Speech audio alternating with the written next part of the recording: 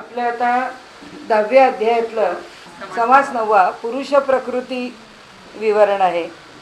विषय जो घेतला आहे तो आपण गेल्या वेळी सुरुवात केली आहे त्याची, आणि मुळामध्ये खूप वेळा येऊन गेलेला विषय आहे.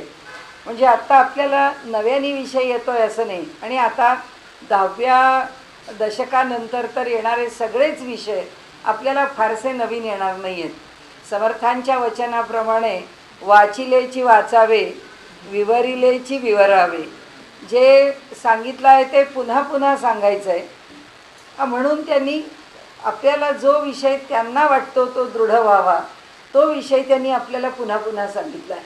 आता इथे प्रकृती पुरुषसुद्धा येऊन गेलेला विषय आहे. श्रीराम आकाशी वायो झाला निर्माण, तैसी ब्रह्मी मूळ माया जाण, त्या वायोमध्ये त्रिगुण आणि पंचभूते. आता हा विषय आपल्याला विस्ताराने आपण पाहिलेला आहे. या विषयामध्ये जी अष्टधा प्रकृती आपण जे लक्षात ठेवायचे विषय म्हटलं, त्याच्यामध्ये ती अष्टधा प्रकृती आणि ब्रह्म आणि माया, त्याच्यामध्ये आकाश हे ब्रह्म आणि वायू ही माया, आणि त्याच्यापासून जग जे निर्माण होतं ते अष्टधा प्रकृतीपासून. आणि ती अष्टधा प्रकृती म्हणजे पंचमहाभूत आणि 3 गुण.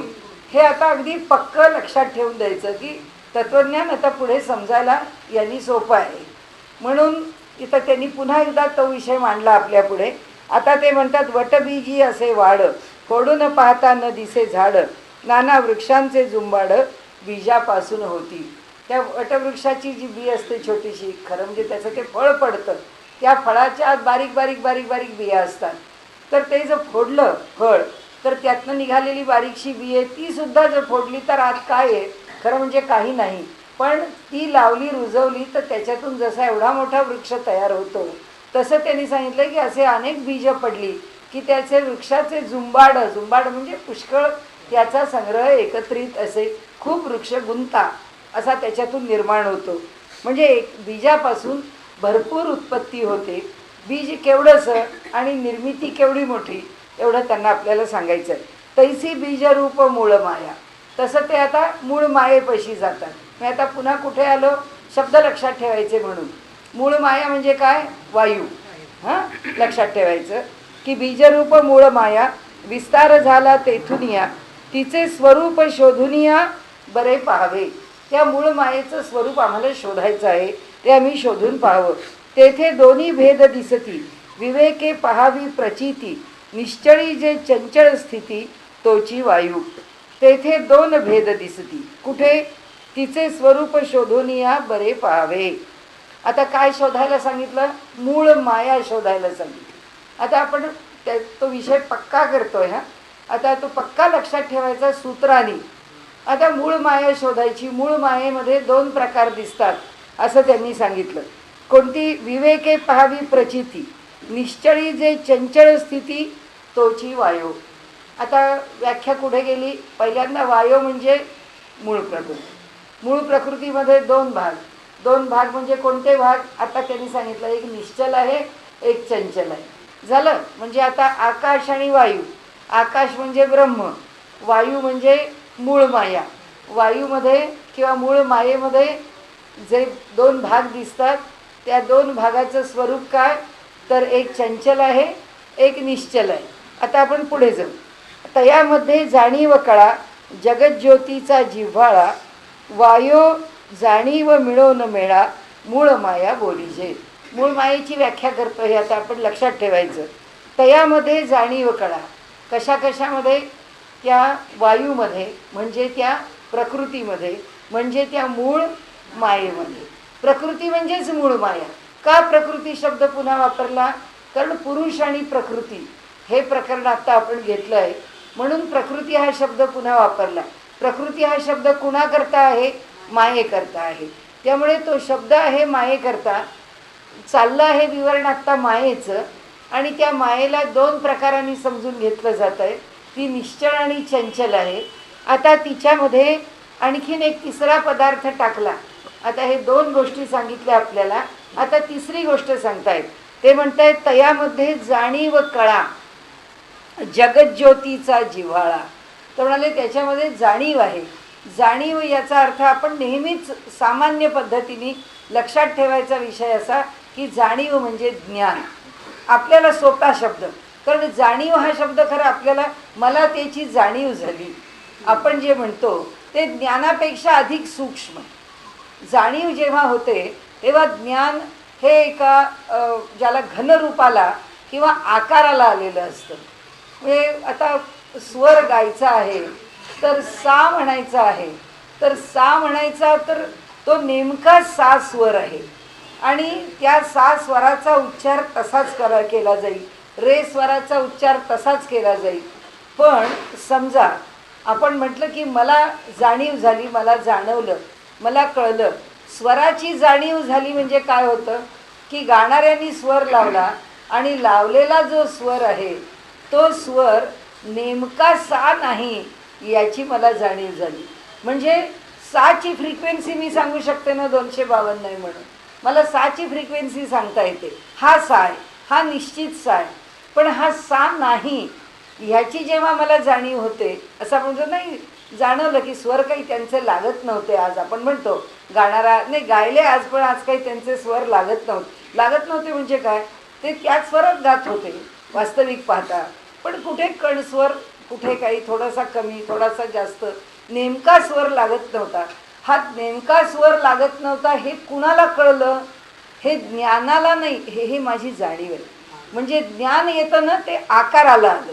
म्हणजे मला जे जाणवलं ते मी जेव्हा शब्दात आणलं तेव्हा त्याचं ते ज्ञान झालं. म्हणजे मग आपण अहो हे तुम्हाला गाणं कळतंय म्हणून आम्हाला काय कळतंय, त्यांचा स्वर जरा कमी लागला काय आणि जास्त लागला काय, आमच्या दृष्टीने गाणं चांगलं झालं. तुम्हाला कळलं की तो स्वर नीट नाही लागला, तो बारकाव्याने नाही लागला. म्हणजे ही जी जाणीव आहे ना, ही जाणीव त्या ज्ञानाच्या अलीकडची स्थिती आहे. ही जाणीव जी आहे ती सर्वदूर भरून राहिलेलं आहे. ते आता काय स्वरूप आहेत ते आता आपल्याला सांगतील ते. जगज्योतीचा जिव्हाळा. आता याच्यामध्ये जगज्योती हा एक शब्द वापरला आहे, त्याची व्याख्या पुढे गेली आहे. आपण पुढे जाऊ. वायो जाणीव मिळो न मेळा, मूळ माया बोलीजे. वायू आणि जाणीव या दोन गोष्टी एकत्र झाल्या की त्याला काय म्हणायचं, मूळ माया. आता हा समर्थांनी त्यांचं एक व्याख्या केली. सरिता म्हणता बायको भासे, तेथे पाहता पाणीचं असे. आता बायको म्हणजे स्त्री. ते म्हणतात की सरिता नाव घेतलं की हे स्त्रीवाचक नाव आहे. म्हणजे डोळ्यापुढे सरिता म्हटल्याबरोबर स्त्री हा शब्द येतो की स्त्रीवाचक शब्द आहे, त्या स्त्रीचं नाव असेल असं वाटतं. पण म्हणाले वास्तविक काय, सरिता म्हणजे नदी, नदी म्हणजे पाणी आहे. आणि त्याच्यावरनं विवेक हो समजा तैसे मूळ मायेसी. तसं विवेक करा. जसं व्यवहारामध्ये सरिता शब्द वापरल्यावरती कुणीतरी स्त्री डोळ्यापुढे आपल्या ओळखीची सरिता नावाची उभी राहील, तसं करू नका. ती सरिता म्हणजे नदी आहे असं समजा. आणि म्हणून त्यांनी सांगितलं तसंच विवेकाने हा विषय समजून घ्या. काय समजा की विवेकाने मूळ माया म्हणजे नेमकं काय आहे. तर फार सुंदर स्पष्टीकरण समर्थांचं आहे. असं स्पष्टीकरण आपल्याला इतरत्र मिळणार नाही. समर्थांचं एक वेगळंच वळण आहे प्रत्येक गोष्टीला.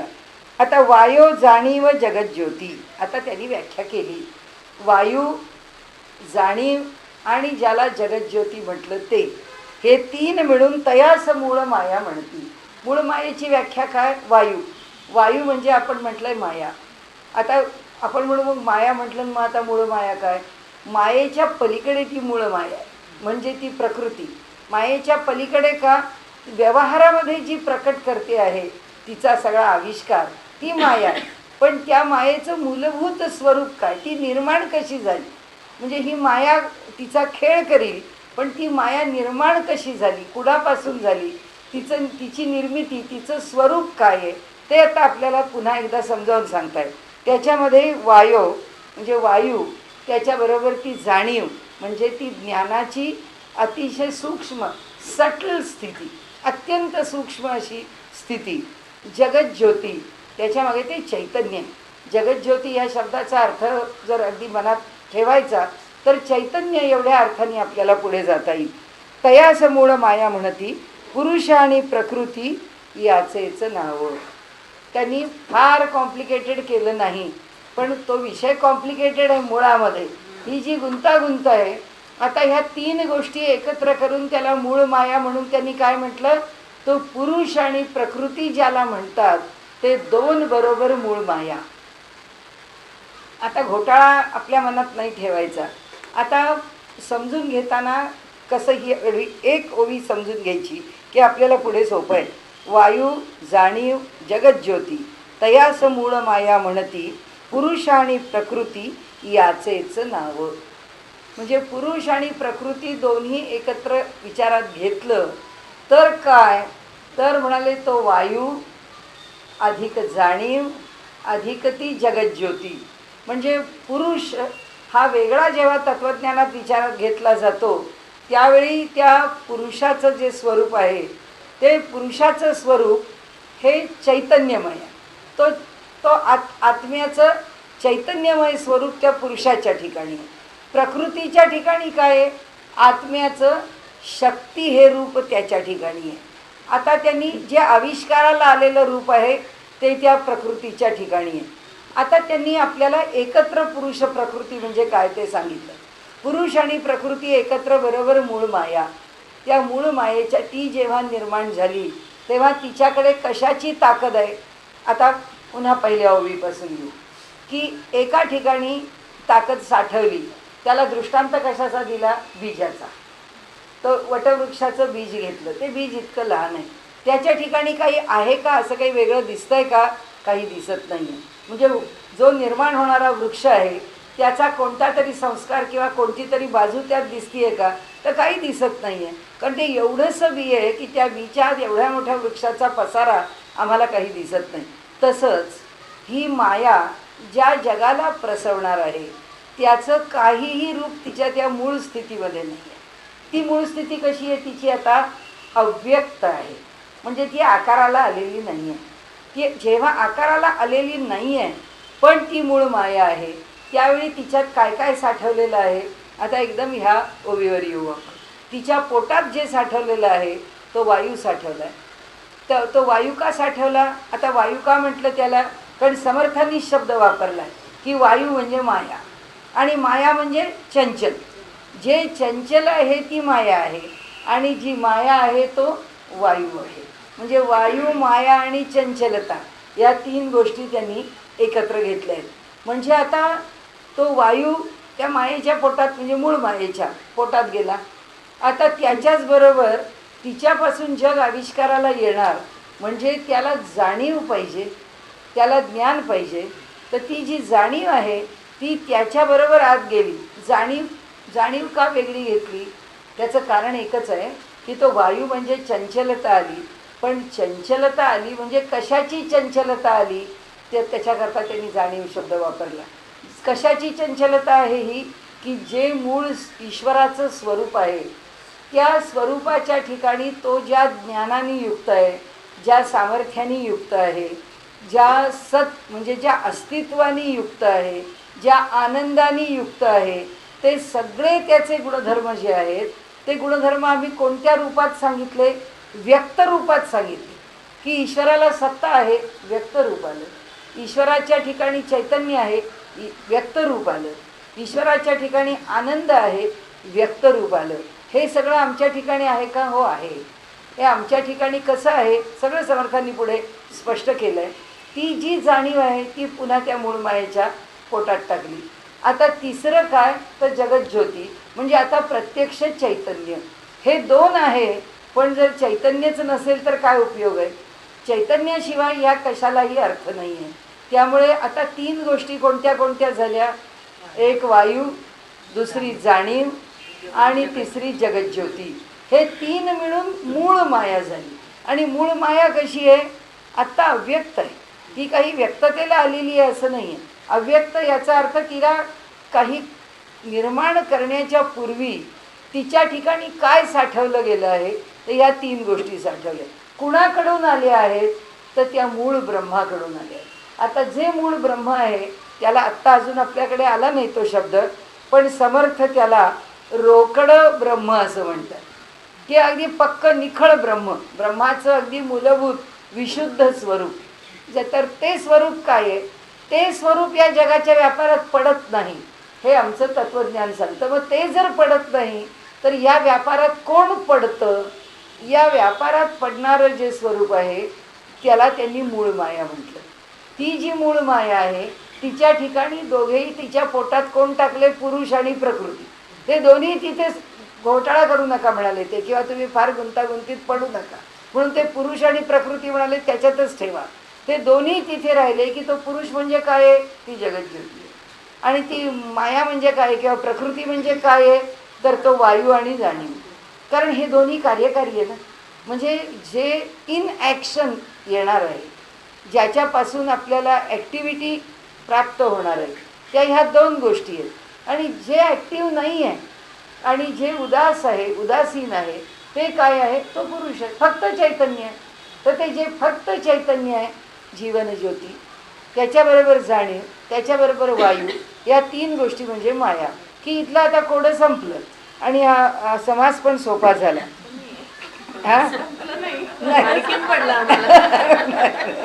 वायोस म्हणती प्रकृती आणि पुरुष म्हणती जगज्योती.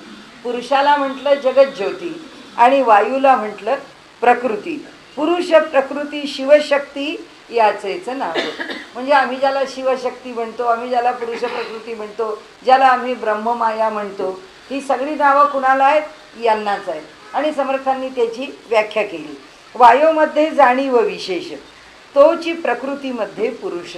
आता काय केलं, आता त्यांनी तू म्हणते तसं आणखीन एका अंगावर येऊन पडलं की आता ते दोन गोष्टी वेगवेगळ्या आम्ही जाणल्या, तर सगळं तत्वज्ञान ज्याच्या भोवती फिरतं तो एकच विषय आहे की ते चैतन्य आणि हे जड एकमेकांशी जोडायचं कसं.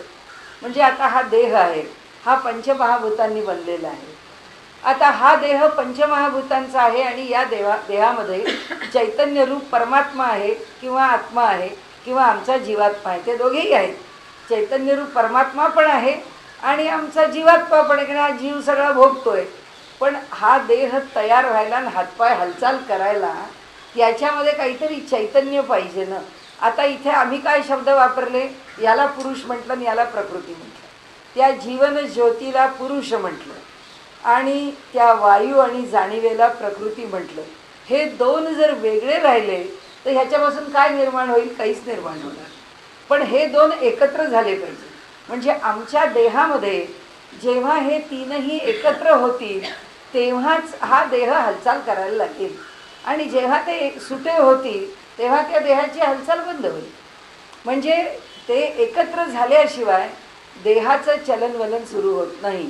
आणि हे एकत्र करणं किंवा एकत्र होणं किंवा कशा तऱ्हेने एकत्र करायचं किंवा कोणत्या व्याख्येने त्याला जोडायचं, त्यालाच आपल्याकडे सगळे वाद म्हणतात. वाद याचा अर्थ अद्वैतवाद, द्वैतवाद, विशिष्टाद्वैतवाद, द्वैताद्वैतवाद, हे सगळे कशा करता आहेत, हे या दोघांची जोडणी कशी आहे त्याच्यावरती आहे. सांख्य काय म्हणतात, दर्शन आहे, त्याच्यावरच आहे की सगळा विषय याचा आहे की कसं एकमेकांशी जोडायचं. कारण आम्हाला कळतं हो पंचमहाभूतापासून देह निर्माण झाला आणि तो जो देह आहे त्या देहामध्ये तो प्राण किंवा ते चैतन्य कसं शिरलं किंवा ते केव्हा शिरलं, कुठे शिरलं, कोणत्या स्वरूपात शिरलं, त्याच्यामध्ये एकमेकांशी संबंध काय. ते मस्तकातून शिरलं का, ते हृदयातून शिरलं का, त्या पंचमहाभूताबरोबर निर्माण झालं का, त्याच्याबरोबर शिरलं, ते कसं तिथपर्यंत कसं पोचलं, ते एकमेकांशी कसं जोडलं गेलं. कारण त्या देहात ते आलंच पाहिजे, त्याच्याशिवाय तो व्यवहार होऊ शकत नाही. म्हणून ते म्हणतात वायोस म्हणती प्रकृती आणि पुरुष म्हणती जगज्योती. आता पुढची अर्धी ओवी, पुरुष प्रकृती शिवशक्ती याचेच नाव. म्हणजे पुरुष आणि प्रकृती एकत्र झाले पाहिजेत, शिव आणि शक्ती एकत्र झाले पाहिजेत. वायूमध्ये जाणीव विशेष, वायूमध्ये विशेष रूपाने जाणीव आहे, तोची प्रकृतीमध्ये पुरुष.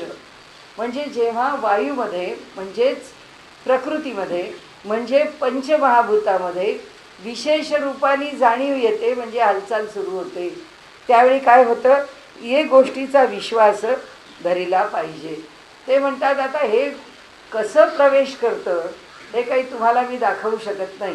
तुम्हाला ह्याच्यावर विश्वास ठेवायला पाहिजे की पांचभौतिक प्रकृती जी आहे या प्रकृतीमध्ये तो पुरुष मिसळलेलाच आहे.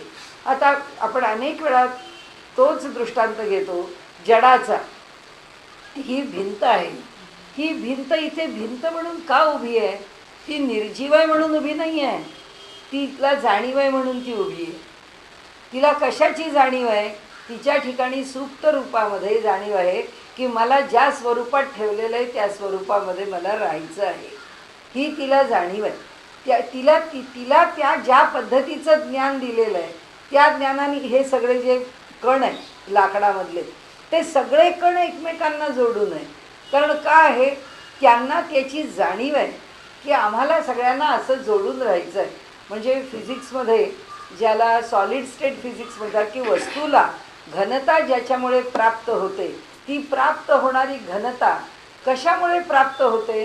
तर ते सगळे जे कण आहेत ते एकमेकांशी जोडून जशी चटईची वीण असावी तसे, आणि ते त्याच्यामध्ये नुसते बसलेत का? ते नुसते बसलेले नाही आहेत, ते सगळे आपल्या ठिकाणी हलत आहे.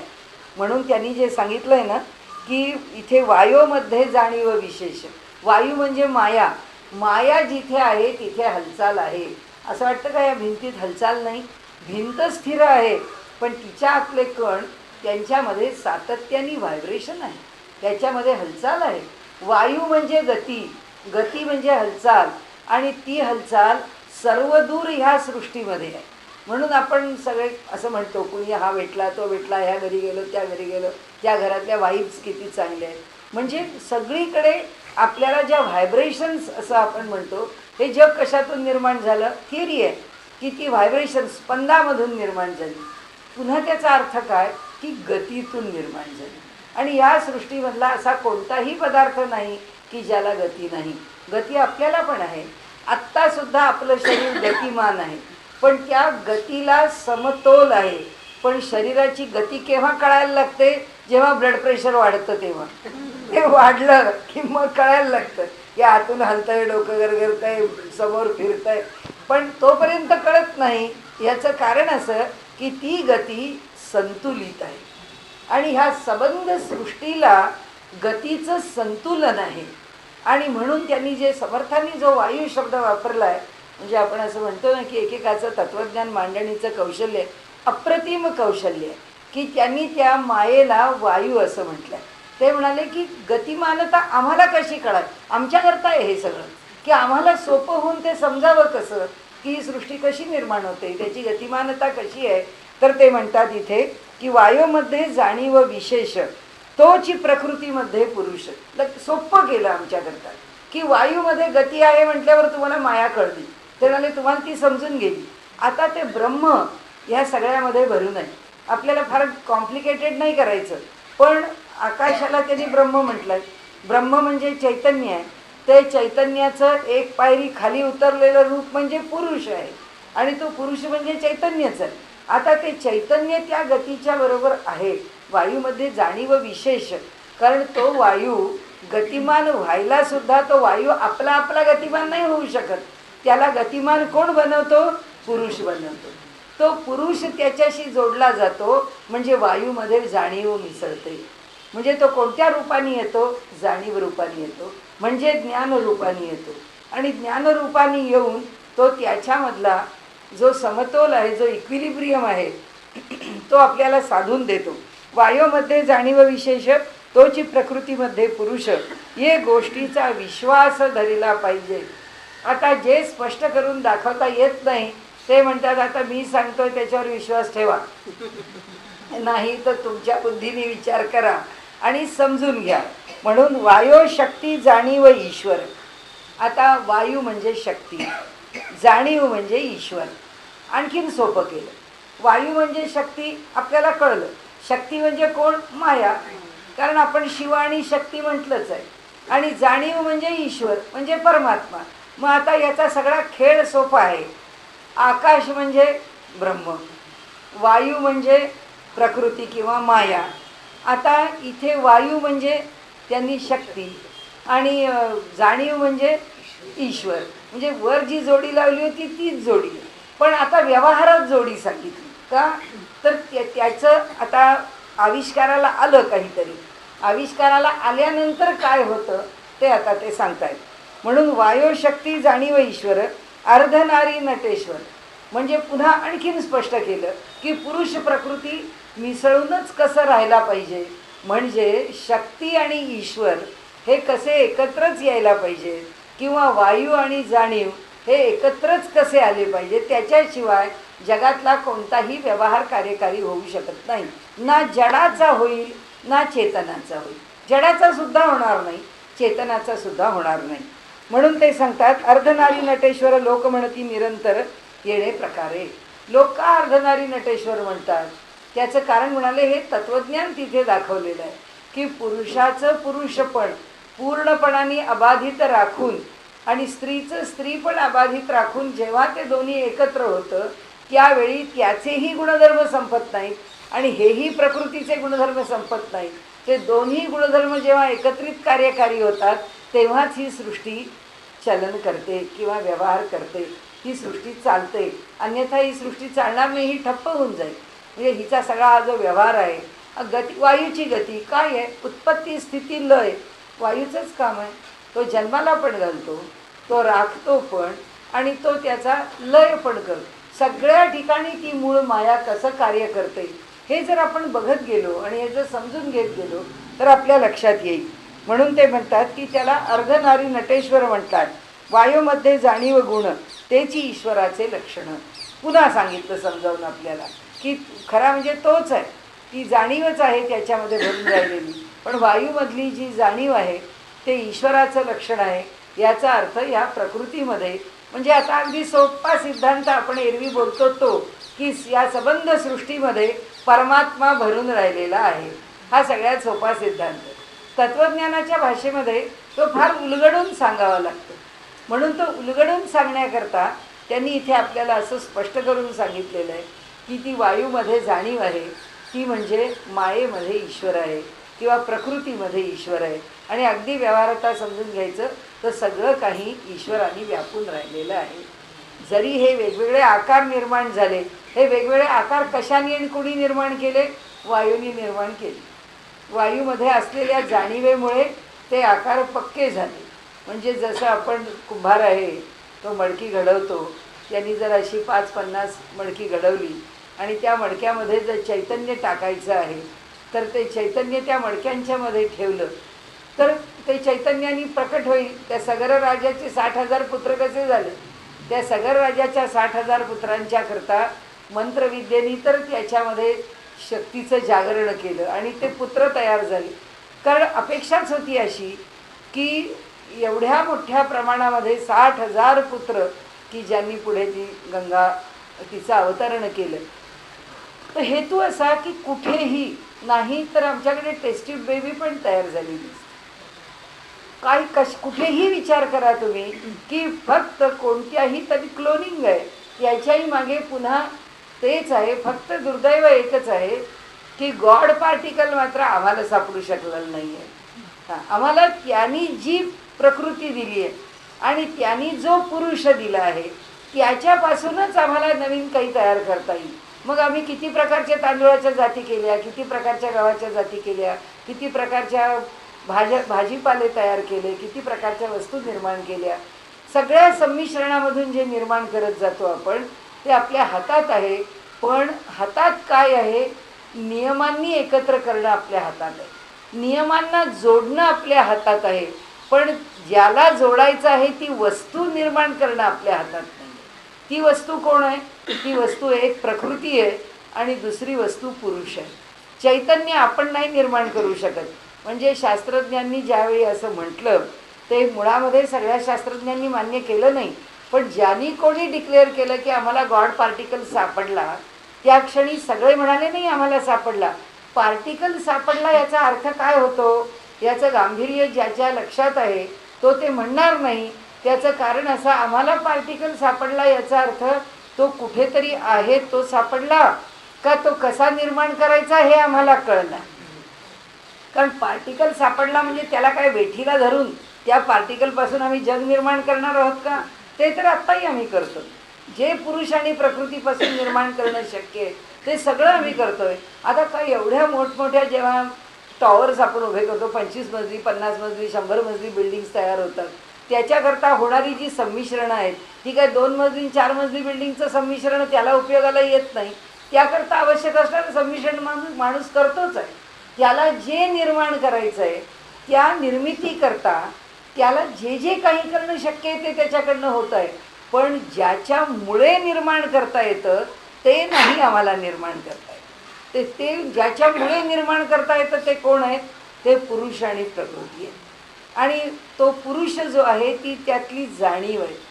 त्या जाणीवेला आम्ही ओळखतो हे आमचं त्या त्या विषयाचं शास्त्र आहे.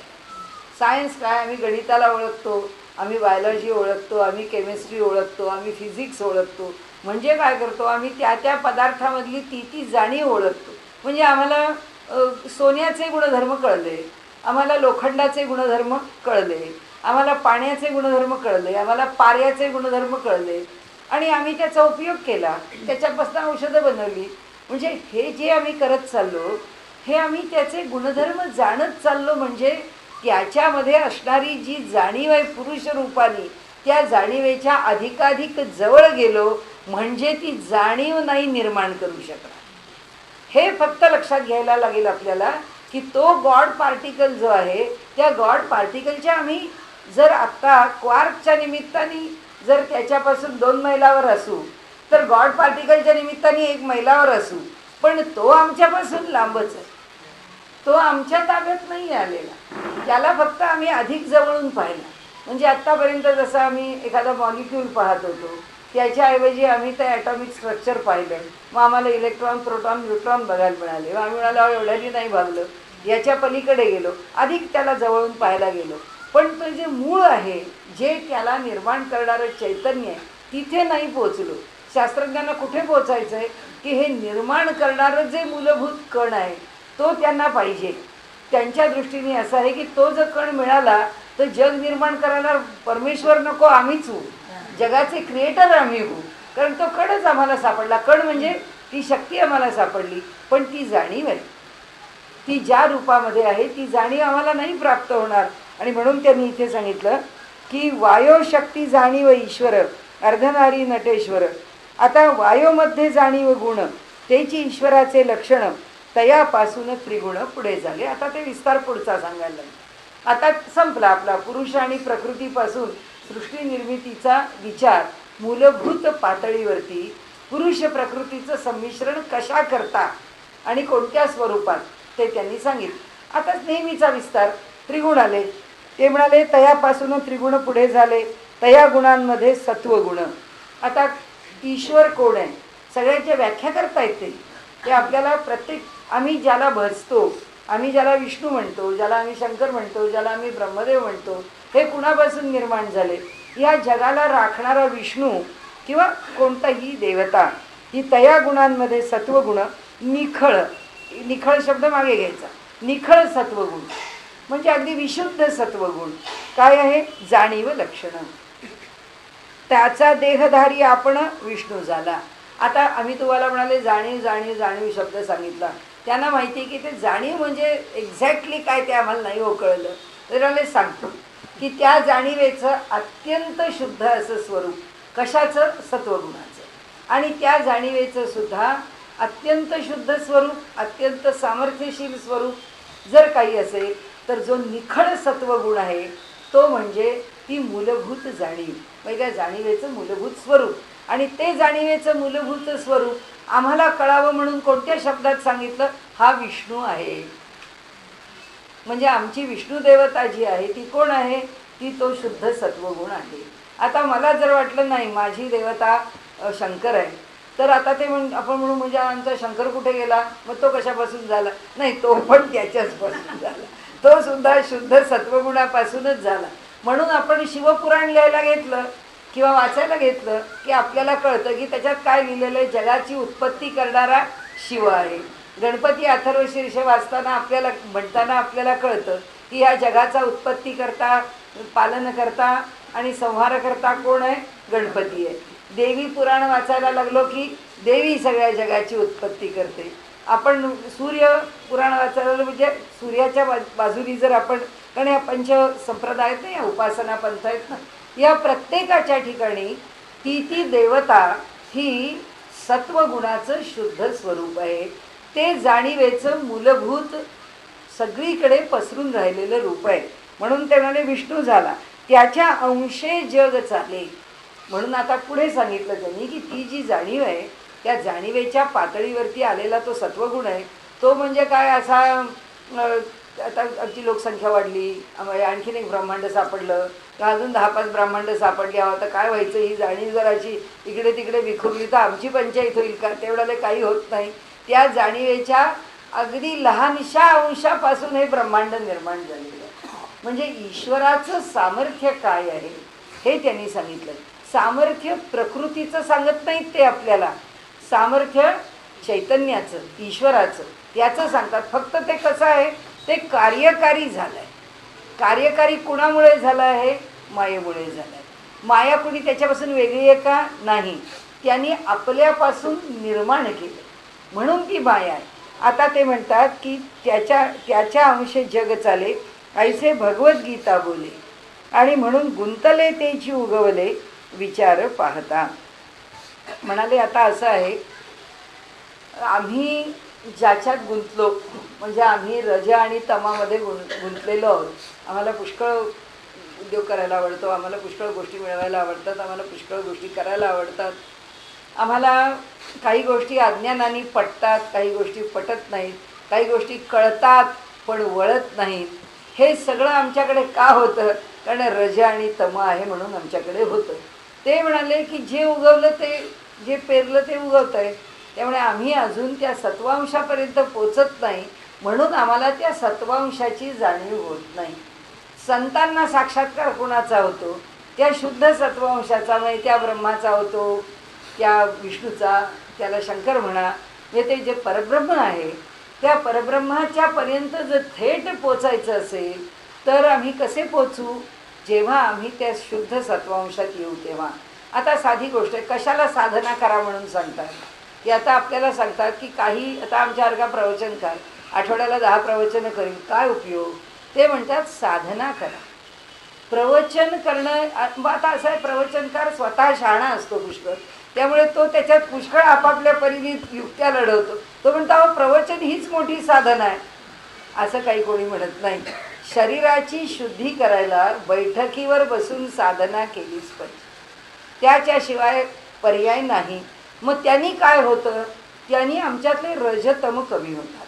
जितके रजतम कमी होतील तितके आम्ही सत्वगुणाच्या अधिक जवळ जातो. म्हणजे सत्वांशाच्या दिशेने आम्ही जितका प्रवास करतो तितका आम्ही ईश्वराच्या दिशेने प्रवास करतो. आम्ही काही थेट विष्णूला जाऊन भेटणार नाही आहे किंवा आम्ही लगेच काही त्याच्या उराउरी भेटणार नाही आहे, पण तरीसुद्धा त्या दिशेने येणारे जे अनुभव आहेत ते निश्चित आहेत, ते खरोखरीच आहेत. ते त्या मार्गाने आपल्याकडे त्याला माइलस्टोन्स म्हटलं की मार्गावरनं जाताना उपासना चालू आहे, लोकांना आनंद होतो, लोकांना दिव्य दर्शनं होतात, लोकांना उत्तम स्वप्न पडतात, लोकांना काही जाणीव होते. अशा अनेक गोष्टी आपल्याला सुद्धा, आपण जर चांगल्या सात्विक भावामध्ये एखाद्या क्षणाला आलो तर आपल्याला जी होणारी जाणीव असते ती जाणीव फार वेगळी असते. मग आपण म्हणतो त्यावेळी जसा आनंद झाला ना, असा आनंद केव्हा तरी व्हावा की तो आनंद इतका आपल्या मनाला मोहून टाकणार आहे आणि मोठा प्रसन्न करणार आहे. तर ही जी ते म्हणतात आम्ही ज्याच्यात वावरतो याच्यामध्ये आम्हाला ते शुद्ध सत्व करणार नाही आहे. आम्ही त्याच्याकरता साधन, अर्थात तो आत्ताचा विषय नाही आपला, पण गुंतले तेची उगवले विचार पाहता, एवढ्या करतात की विचार करून पहा म्हणतात. आपण जिथे गुंतलेले आहोत तेच आमच्या पुढे प्रकट होतं. त्यामुळे आम्ही जर सत्वामध्ये नाही आहोत, रज आणि तमात आहोत, तर आम्हाला सत्वापर्यंत प्रवास केल्याशिवाय तो विष्णू कसा आहे, म्हणजे नाहीतर आम्ही आमच्या ठिकाणी काय छे हो, हे काय सगळं थोथांड आहे, आमचा असला काही विश्वास नाही आहे, आम्ही काही त्याच्यावर विश्वास ठेवत नाही, आम्ही काही मान्य करत नाही देव आहे. कारण का? ते म्हणतात तुम्ही त्याच्यातच गुंतलात म्हणून हे उगवत आहे. हे जे तुमचे विचार आहेत हे असे गुंतलात रजतमात. करा म्हणाले विचार, विचार करून पहा. म्हणून विचार पाहता, पहा म्हणाले विचार करून. विचार केलात तर मी तुम्हाला काय सांगतोय ते पटेल तुम्हाला. एक जाणीव वाटली, जाणीव विष्णूचं स्वरूप ती सगळ्यांच्या ठिकाणी वाटली. प्राणी मात्र असं विभागली, जाण जाणो वाचविली सर्वत्र काया. किती स्पष्ट करून सांगावं. समर्थांच्याकडचं कौशल्य, त्यांची हातोटी विलक्षण आहे. ते म्हणतात आता ते जे सत्वगुणामध्ये असणारी जी जाणीव आहे त्याच्या अंशभागाने जग निर्माण झालं. त्या अंशाची विभागणी सगळ्या जीवमात्रांमध्ये झाली. म्हणजे किती किती सामर्थ्य आहे त्याचं. ते म्हणतात तो अंश आता आमच्या सगळ्यांच्यामध्ये विभागला आणि ती काय झाली, ही जाणीव म्हणजे त्या विष्णूनी ते जे चैतन्य आहे, ती जी जाणीव आहे ती आमच्या सगळ्यांच्यामध्ये विभाजित करून दिली. आता प्राणी मात्रास विभागली. सगळे जीव आहे, कुठल्याही जीवजंतूंमध्ये नाही असं नाही आहे. जाण जाणो वाचविली. आता म्हणाले तिची समज आहे आमच्या प्रत्येकाच्या ठिकाणी, म्हणून सर्वत्र काया. आम्ही आमच्या शरीराचं म्हणून संरक्षण करतो की जाणून, कारण ती जाणीव आमच्याकडे आहे. म्हणजे हा देह राखला पाहिजे, हा देह राखला पाहिजे ह्याची आम्हाला उपजत जाणीव आहे. पडता पडता सुद्धा डोळा वाचावा, पडता पडता सुद्धा शरीराला कमीत कमी लागावं ह्याची आतमध्ये उपजत जाणीव आहे. आपण म्हणतो कसं माहिती नाही पण डोळा वाचला, कसं माहीत नाही पण पडता पडता सुद्धा आपण असे पडलो की त्यामुळे वाचलो असे विषय काही नसतो. मेंदूमध्ये भगवंतांनी ती जाणीव दिली आहे की जी जाणीव एका क्षणात कार्यकारी. नाहीतर आमच्या मेंदूपासून आमच्या संबंध पाठीच्या कण्यांवरती जे एवढे मणके आहेत त्या सगळ्यापासून ज्ञानतंतू, आणि ते सगळे ज्ञानतंतू प्रत्येक क्षणी काम करण्याकरता अटेन्शनमध्ये बसलेले आहेत की वेळ आली की त्या क्षणी ते ज्ञान कार्यकारी आहे. आणि म्हणून त्या ज्ञानाने आमचं शरीर वाचतं आहे.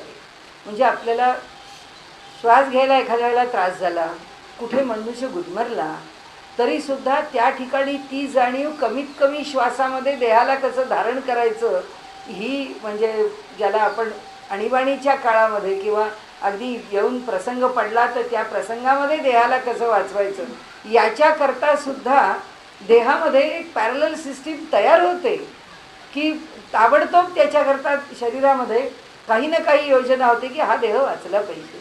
हा देह वाचवण्याकरता जी जाणीव आहे ती म्हणजे तो विष्णू आहे. तो विष्णू म्हणजे ते चैतन्य आहे आणि ते चैतन्य म्हणजे ते ज्ञान आहे. तर समर्थ आपल्याला सांगतात तयेचे नाव जगज्योती.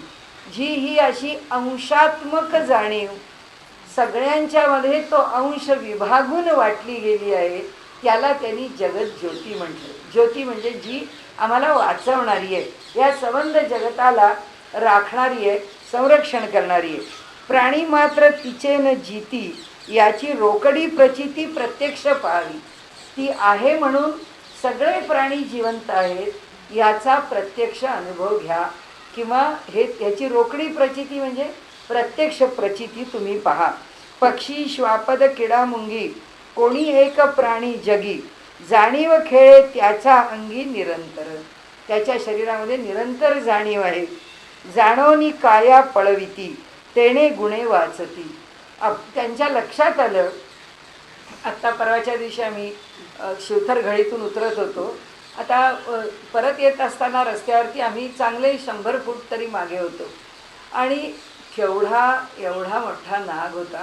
तो असा समोर चालत चालत चालला होता, पण आपल्या गाडीचा आवाज 100 फुटावरचा ऐकला. तो सळसळ असा पुढे चाललेला एका झटक्यात मागे गेला. म्हणजे तो थोडं अंतर आम्ही पुढे आलो तर आम्हाला तो दिसला नाही, इतक्या मागे असताना तो दिसला. म्हणजे देहाची जाणीव आहे ना की काय येतं आहे लांबून माहिती नाही, पण आपल्याला ह्या रस्ता क्रॉस करून जायला धोका आहे वाटल्याबरोबर तो मागे फिरला. म्हणजे त्याला ते समर्थ सांगतात की ही जीवाला वाचवण्याची जाणीव प्रत्येक जीवाच्या ठिकाणी परमात्म्याने देऊन ठेवलेली आहे. आणि म्हणून ते म्हणतात साधा हातावर बसलेला डास असेल तर त्याला मारता येत नाही, तो कसा पळून जातो की तो आपल्याला सापडत नाही. तो किती आपल्या भोवती फिरत असला तरी सुद्धा आपल्याला सापडत नाही, पण त्याला स्वतःला कसं वाचवायचं चांगलं माहिती आहे. म्हणाले जाणून काया पळविती तेणे गुणे वाचती. त्या गुणामुळे आपल्या देहाचं ते संरक्षण करतात पूर्णपणे. आणि दडती आणि लपती जाण जाणो. ते जेव्हा लपून बसतात किंवा ते जेव्हा दडून राहतात त्यावेळी सुद्धा लक्षात घ्या. म्हणाले आपल्या जीवाला वाचवण्याकरता त्याचं संरक्षण करण्याकरताचं ज्ञान त्यांच्याकडे उपजत आहे. आपण अवघ्या जगाचं वाचविती म्हणून नामे जगज्योती. आता ही जी जाणीव आहे त्याला आम्ही जगज्योती का म्हणालो? समर्थांचं नाव आहे. याला असा तत्वज्ञानामध्ये कुठे जगज्योती शब्द नाही. समर्थांनी आम्हाला त्या जाणीवेचं स्वरूप कळावं म्हणून त्यांनी आपल्याला जगज्योती असं म्हटलं. म्हणजे वायू, जाणीव आणि जगज्योती असे 3 शब्द त्यांनी त्याकरता वापरले. म्हणाले म्हणून नामे जगज्योती ते गेलिया प्राणी मरती जेथील तेथे. आता ती जगज्योती निघून गेली तर तो प्राणी मरून जाईल. म्हणजे तो जिथे आहे तिथे तसाच राहील. मुळीचे जाणीवेचा विकार पुढे झाला विस्तार जैसे उदकाचे तुषार अनंत रेणू. मुळीचे जाणीवेचा विकार, पुन्हा विषय सुटला नाही आहे, त्याने अजून जोडला नाही, पक्का धरला आहे. ती जी मूळची जाणीव आहे, ती मूळची जाणीव जी अंशात्मक आहे, म्हणजे आहे खूप मोठी विष्णूच्या रूपाने, पण त्याच्या एका अंशाला आता आपण घेतलं आहे आपल्या ब्रह्मांडापुरतं. ती जाणीव सगळ्यांच्या ठिकाणी विस्तारली आहे. मुळीचे जाणीवेचा विकार पुढे झाला विस्तार. ती जाणीव सगळीकडे विस्तारली आहे. जैसे उदकाचे तुषार अनंत रेणू. कशी विस्तारते तर जसं धबधबा पडत असावा आणि पाणी एवढ्या वेगाने आणि त्याचे बारीक बारीक बारीक कण तुषाराच्या रूपाने जावेत, तसं हे जे आपण जीव आहोत ते तसे त्या मूळ जाणीवेच्या धबधब्याच्या एका अंशापासून निर्माण झालेले अनेक अंश आहोत. म्हणजे त्या जाणीवेचा केवढा भाग आपल्याला लागतो त्याचं वर्णन महानारायण उपनिषदामध्ये केलेलं आहे. कधीतरी ते उपनिषदसुद्धा ऐकण्यासारखं आहे. त्याच्यात निवार शुकवत तन्वी असं म्हटलं की भाताचं तूस असतं त्याच्यावरचा जेवढा कण आहे तेवढा कणसुद्धा त्या शक्तीचा आपल्याजवळ नसतो. त्याच्यावर एवढे आमचे उपद्व्याप चालू आहे. ते उद्योग करतोय, उलाढाल करतोय, 100 वर्ष जगतोय, ती शक्ती त्याला कार्यकारी राहतीये. ती जी जाणीव आहे ते सांगतात की अवघ्या जगात जाणून मुळीचे जाणीवेचा विकार पुढे झाला विस्तार जैसे उदकाचे तुषार अनंत रेणू. अनंत कण निर्माण होत राहतात. तैसे देवदेवता देवते भूते मिथ्या म्हणू नये त्याते. आता समर्थांनी दुसरी गोष्ट सांगितली.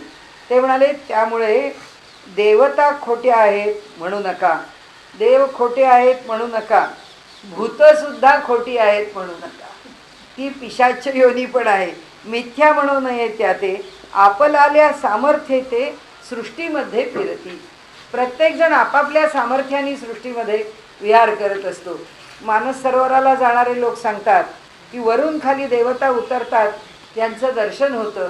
असा अनेक लोकांनी आपले अनुभव सांगितलेले आहेत की मानसाच्या इथे त्या देवता येत असतात, त्या देवतांचं दर्शन होतं. तसं कुणाला कशाचं दर्शन होत राहतं. सदा विचरती वायो स्वरूपे स्वइच्छा पालटती रूपे अज्ञान प्राणी भ्रमे संकल्पे त्यास बाधिती. म्हणाले सदा विचरती वायू स्वरूपे, वायूच्या रूपामध्ये फिरतात, स्वतःच्या इच्छेने रूप पालटतात आणि अज्ञान प्राणी भ्रमे संकल्पे त्यास बाधिती. आणि अज्ञानी जो जीव आहे प्राण्याच्या ठिकाणी त्याला त्याची बाधा होते, म्हणजे भूताची बाधा होते किंवा असं काही घडतं. ज्ञाता असं संकल्पची असेना म्हणून त्याचे न बाधवेना या कारणे आत्मज्ञाना अभ्यासावे. त्यांनी सांगितलं ज्या असं आहे, म्हणजे एक अनेक थिअरीज आहेत, पण एक आपण विचार केला तर आपल्यावरती एखादी गोष्ट, एखादं संकट का येतं तर त्याची एक मीमांसा अशी केली आहे, त्याचा एक विचार असा केलेला आहे की संकट बाहेरून येत नाही, संकट आम्ही ओढवतो. म्हणजे कसं प्रारब्धाचा भोग आहे तो भोग आहे, कारण प्रारब्ध भोगायला आम्ही सुरुवात केली आहे. आता ते प्रारब्ध अधिकाधिक पालटावं, आम्हाला जीवन अधिकाधिक चांगलं मिळावं याच्याकरता म्हणून आम्ही जे प्रयत्नशील राहतो किंवा राहावं अशी फक्त अपेक्षा या तत्त्वज्ञानाची आहे. तत्त्वज्ञानाला आपल्याकडून काही नको आहे. ईश्वराला सुद्धा तू मला पहा आणि मी किती मोठा आहे हे समज, हे सुद्धा त्याला नको आहे. त्यांनी हे सगळं तत्त्वज्ञान कशाकरता सांगितलं आहे की तू तुझा चांगला जग, तुला मी या जन्माला घातलेलं आहे, या जन्मामध्ये अधिकाधिक चांगलं जीवन कसं जगता येईल, ते अधिकाधिक चांगलं जीवन जगण्याकरता एकच मार्ग आहे, तो म्हणजे चांगल्या मार्गाने चालणे. याच्याशिवाय त्याला दुसरा मार्ग संभवत नाही. उपनिषद जसं सांगतात की न अन्य पंथा विद्यते अयनाय, याच्याशिवाय दुसरा मार्ग संभवत नाही. चांगल्या मार्गानेच गेलं पाहिजे. मार्ग प्रतिकूल आहे, मार्ग अयोग्य आहे, तर अयोग्य मार्गाने योग्य प्राप्त होणार नाही. त्याच्याकरता आपण नेहमी जे उदाहरण घेतो की शेतकरी जेव्हा जोंधळा पेरतो तेव्हा स्वस्त झोपतो, कारण त्याला माहिती आहे की जोंधळा पेरल्यावर जोंधळाच येणार आहे. तो असा काही विचार करत झोपत नाही, बघ जोंधळा पेरलाय खरा, गहू आला तर काय बरं होईल, याला म्हणजे हे आलं शेंगा आल्या तर काय बरं होईल, नाहीतर काही भलतंच आलं म्हणजे राजगिराच उगवला तर आपली वाट लागली, असं काही तो म्हणत नाही. का म्हणत नाही? कारण हा जो लोक आहे ईश्वराने निर्माण केलेला, हा कर्म लोक आहे. जे कर्म केलं आहे तेच कर्म फळाला येणार आहे. आणि त्यामुळे आता ते म्हणतात आम्ही अडाणी, आम्ही अज्ञानी, आम्ही भयानी ग्रस्त या घरामध्ये आम्ही आहोत आणि या घरामध्ये सगळं प्रसन्न आहे. हे माझं मन प्रसन्न आहे तर घर प्रसन्न आहे. आम्ही दुसरीकडे गेलो, आपण म्हणतो आम्हाला आमच्या घरात काही वाटत नाही, आमचं घर प्रसन्नच आहे. इथे आलो, इथे जरा भीतीच वाटते, इथे जरा अंधार करू नका, रात्रीचा नाईट लॅम्पवर नको, जरा दिवा मोठा ठेवा. म्हणजे आपलं जे भय आहे ते भयच तिथे आपण जेव्हा आविष्काराला आणतो. आता असं आहे की ते म्हणतात, समर्थ म्हणतात की या जगामध्ये जशी माणसं वावरत आहेत तशी या जगामध्ये भूतं पण वावरत आहेत, तशी या जगामध्ये देवता पण वावरत आहेत. आम्ही जर सारखं त्या भूताचं स्मरण करत राहिलो तर त्यातलं कुणीतरी एक येऊन समोर उभं राहिल्याशिवाय राहणार नाही. ते म्हणतात अज्ञान यालाच ते ग्रासतं, अज्ञान यालाच ते पछाडतं, ज्ञानाला ते पछाडत नाही. म्हणून ते म्हणतात अध्यात्माचा अभ्यास करा. मग आता अध्यात्माचा अभ्यास करून आम्ही भयापासून दूर होत नाही, म्हणून आम्हाला धर्माने फार सोप्या रूपाने सांगितलंय भयापासून दूर कसं हो. आपल्याला सांगितलंय की रामाचं नाव घेतलं की भूत येऊ शकत नाही, की आपल्याला भीती वाटली की राम राम राम राम राम राम आपण करत. म्हणजे शेवटी सगळ्याचा निष्कर्ष काय आहे.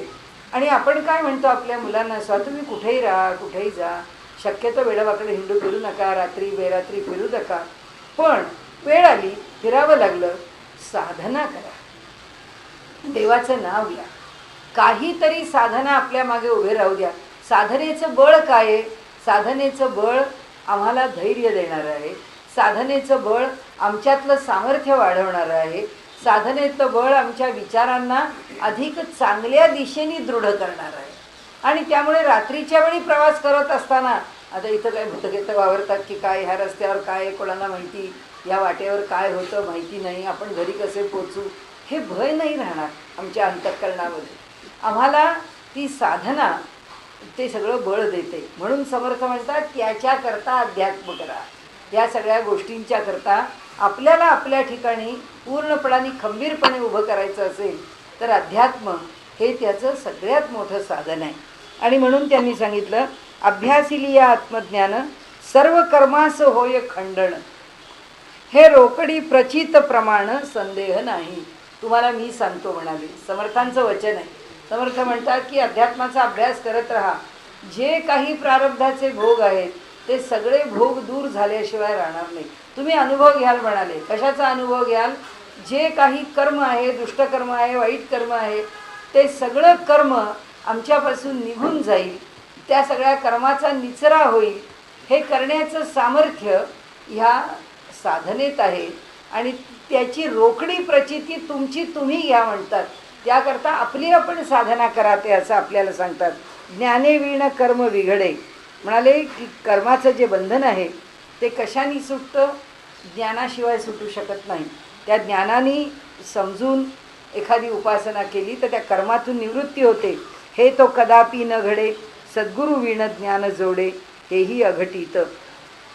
आता म्हणाले की ज्ञानाच्या शिवाय ज्ञाने वीण कर्म विघडे, हे तो कदापि न घडे. म्हणजे ज्ञान झालं नाही आणि अडाणीपणाने व्यवहार करत राहिलो आणि आम्हाला कर्माच्या पासून बंधनातून सुटता आलं असं होत नाही. म्हणाले हा जो सिद्धांत आहे तो सिद्धांत सिद्ध कसा व्हायचा? ज्ञान केव्हा प्राप्त व्हायचं? सद्गुरूंच्या शिवाय ज्ञान प्राप्त होणं शक्य नाही. म्हणून सद्गुरू वीण ज्ञान जोडे, हेही अघटित. म्हणाले कुणाला शरण जात नाही आणि मला ज्ञान होईल असं वाटणं हे अवघड आहे म्हणाले. आणि म्हणून मी आता ह्या सगळ्या प्रवासामध्ये अनुभव घेतला. त्या अनुभवामध्ये माझ्या एक गोष्ट लक्षात आली की जे लोक आपल्याशी चर्चा करतात त्यांना ज्ञानाचा मार्ग समजावून सांगितला, योगाचा मार्ग समजावून सांगितला, म्हणजे त्यांना ते जे काही वाचलेलं असतं त्यांनी त्याच्यातून काही शंका आपल्याला विचारून त्यांना हे दोन मार्ग हे आम्हाला मान्य आहेत किंवा मान्य होऊ शकतात इतकी त्यांची वैचारिक तयारी होते. कारण ती कोणी साधी माणसं नाही आहेत, सगळे आपापल्या विषयातले दिग्गज आहेत. पण ते म्हणतात हे तुमची जी भक्ती हे प्रकरण आहे ना ते आम्हाला कळत नाही. कारण भक्ती हे प्रकरण कळायला समर्थ म्हणतात तसं तुमच्याकडे शरणागती आल्याशिवाय भक्तीचा उदय होऊच शकत नाही. आणि जोपर्यंत मनुष्य आत्मकेंद्रित आहे तोपर्यंत प्रेमाचा उद्भव होणं शक्य नाही. आत्मकेंद्रित माणसाच्या ठिकाणी प्रेम उत्पन्न होणार नाही. आणि जोपर्यंत प्रेम उत्पन्न होत नाही तोपर्यंत त्याला साधं व्यवहारामधल्या प्रेमाला त्याच्या जोपर्यंत कोवळेपणा येत नाही, त्याला हळुवारपणा येत नाही, ते जोपर्यंत अगदी लोण्यासारखं तो जोपर्यंत मऊ होत नाही तोपर्यंत त्याला परमार्थामधली भक्ती कशी कळावी, तिथे भक्ती येणं शक्य. तर म्हणजे एकाने तर मला सांगितलं की अहो ते देवाबिवाला शरण बिरण जायचं आहे, काय अर्थ नाही, आपल्याला काही जमत नाही. म्हणजे शरणागती किंवा कुणाला शरण जावं आणि तो मोठा मी लहान आहे हे समजायची तयारीच नाही. कारण एवढा अहंकार पोचलेला आहे. आत्मकेंद्रितपणामध्ये माणसाचा अहंकार पुष्ट होतो. म्हणून समर्थ म्हणतात ज्ञान तुम्हाला निवृत्तीशिवाय येणारच नाही. आणि निवृत्ती कशाची, तर अहंकाराची निवृत्ती व्हायलाच पाहिजे. आणि म्हणून ते म्हणतात सद्गुरूंच्या शिवाय ज्ञान जोडलं जाणार नाही. याचं कारण जे घेतलं आहे ते जर सोडावं लागलं किंवा सुटायचं आहे असं म्हटलं तर ते सोडण्याची तयारी मनाने व्हायला हवी. ते सोडण्याची तयारी का होत नाही, कारण अहंकार आहे तर तयारी नाही. कारण अहंकाराने माझंच बरोबर आहे, मी करतो तेच, मी तहा प्रमाण, स्वतः प्रमाण आहे की मीच प्रमाण आहे, मी म्हणेन ते योग्य आहे. आणि म्हणून ते सांगतात म्हणून सद्गुरू करावा, सत्संग शोधून धरावा, तत्वविचार विवरावा अंतर्यामी. म्हणाले म्हणून सद्गुरू करावा. आपल्याला सद्गुरू व्यवहारता नाही मिळाले तर ग्रंथ हेच गुरु आहे. जे आवडतात, ज्ञानेश्वर महाराज आवडले ज्ञानेश्वरीला गुरु करावं, समर्थ आवडले दासबोधाला गुरु करावे. समर्थांनी म्हटलंय माझी काया आणि वाणी गेली म्हणाले अंतःकरणी. म्हणाले नाही, आत्मा रामदासबोध माझे स्वरूप स्वतः सिद्ध. तुम्ही वाचायला घ्या दासबोध, मी तुम्हाला प्रत्येक क्षणी भेटेल. तुम्हाला जेव्हा जेव्हा वाटेल की इथे मला काही अडतंय मी त्याचं विवरण करीन. आणि म्हणून सद्गुरू करावा, सत्संग शोधून धरावा. म्हणाले सत्संगाच्या बाबतीमध्ये सुद्धा विवेक करावा. समर्थ आहेत ना ते फार सावध आहेत की आता कुणीतरी बरं दिसलं की लगेच आम्ही धावलो आणि नंतर पस्तावलो. समर्थ म्हणतात असं करू नका, तिथे थांबा, शोधून धरावा, तत्वविचार विवरावा अंतर्यामी. आणि त्या आत्म्याच्या स्वरूपाविषयी अंतरंगामध्ये सातत्याने चिंतन करावं. खरंच आत्मस्वरूप काय आहे, खरंच त्या स्वरूपाचा विचार करा. त्यांनी काय होतं माहीत नाही, पण आमचा व्यवहार किती चुकतो, कसा चुकतो हे आम्हाला कळत जातं. की ह्या माझ्या चुकीच्या व्यवहारामुळे मी दुःख भोगीन, या माझ्या चुकीच्या व्यवहारामुळे 2 पावलं मी पुढे जाणार असेल तर माझी 2 पावलं मागे राहतील. कळायला लागतं माणसाला की कारण काय या आत्म्याचं चिंतन म्हणजे प्रत्यक्ष शुद्ध ज्ञानाचं चिंतन. आणि शुद्ध ज्ञानाच्या चिंतनाने आमच्या अज्ञानाची निवृत्ती आहे. त्यामुळे आमच्या बुद्धीला असलेलं जे अज्ञान आहे ते अज्ञान झडतंच की नाही, ते हळूहळू कमी होतंच की नाही. म्हणून तर आपण सारखी उपासना करा, प्रार्थना करा म्हणून सांगतो की देवाचं नाव घेतल्याने काय होतं, त्याचंच स्मरण आहे. त्याचं स्मरण केल्याने काय होतं, बुद्धीत पालट होतो. का पालट होतो, कारण तुम्ही त्याच्या गुणांच्या अधिक जवळ जाता आणि आमच्या गुणांपासून आम्ही लांब जातो. त्यामुळे आमचे गुण हळूहळू का होईना क्षीण होतात. म्हणून तत्वे तत्व निरसोनी जाता आपला आपणची तत्वता. किती वाजले सांगायला झाली वेळ ना, मग आपण पुरं करून थांबूया. तत्वे तत्व निरसोन जाता आपला आपणची तत्वता. तत्वानी तत्व निरसत पंचमहाभूत दूर जातात, त्रिगुण दूर जातात. आणि मग आपण आपले केवळ आत्मस्वरूपामध्ये उरतो. अनन्य भावे सार्थकता सहजची झाली. पुन्हा समर्थक, कारण काय समर्थांचा विषय भक्तिमार्ग आहे. ग्रंथ नाम दासबोध गुरु शिष्यांचा संवाद येथ बोलला विशद भक्तिमार्ग. त्यामुळे ते म्हणतात अनन्य भावानी शरण जा आणि शरणागतीमध्ये सुख आहे. म्हणून सार्थकता सहज आली. विचार न करिता जे जे केले ते ते वाऊगे व्यर्थ गेले. व्यवहारात पण कळतंय आपल्याला, तत्त्वज्ञानात विचारात घ्यायलाच नको. म्हणून विचारी प्रवर्तले पाहिजे आधी. म्हणून विचारांनी विषय आपण पक्का केला पाहिजे. विचार पाहेल तो पुरुष, विचार न पाहे तो पशु. समर्थ आहे, हे काही साध्या शब्दात बोलत नाहीत. ऐसी वचने सर्वेषु ठाई ठाई बोलिला. म्हणाले असं भगवंतांनी सर्वेषु सगळ्यांचा ईश परमेश्वर त्यांनी पुन्हा पुन्हा सांगितले. सिद्धांत साधा या कारणे पूर्व पक्ष लागे उडवणे, परंतु साधका निरूपणे साक्षात्कार. एखादा सिद्धांत प्राप्त करून घेण्याकरता पूर्व पक्ष पूर्णपणे उडवावा लागतो, म्हणजे त्या पूर्व पक्षाचं खंडन करावं लागतं.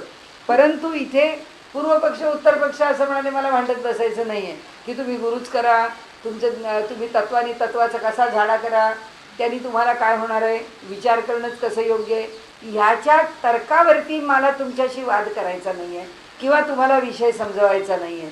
तर मला कशाकरता समजवायचा आहे, तुम्ही साधक व्हा आणि तुम्हाला साक्षात्कार होऊ दे. म्हणून ते म्हणतात साधका निरूपणे साक्षात्कार, श्रवण मनन निजिध्यास, प्रचितीने बाणता विश्वास, रोकडा साक्षात्कार सायास करण्याची न लगे. सायास म्हणजे कष्ट करावेच लागत नाही. काय करा, उपनिषदांचं वचन सांगितलं, आत्मा वारे द्रष्टव्या, श्रोतव्या, मंतव्या, निधिध्यासितव्या. म्हणून इथे श्रवण करा, मनन करा, निधिध्यास करा आणि प्रचितीने आपल्या ठिकाणी विश्वास मांडला की रोकडा साक्षात्कार म्हणजे साक्षात परब्रह्म तुमच्या जवळ आहे, समोर आहे.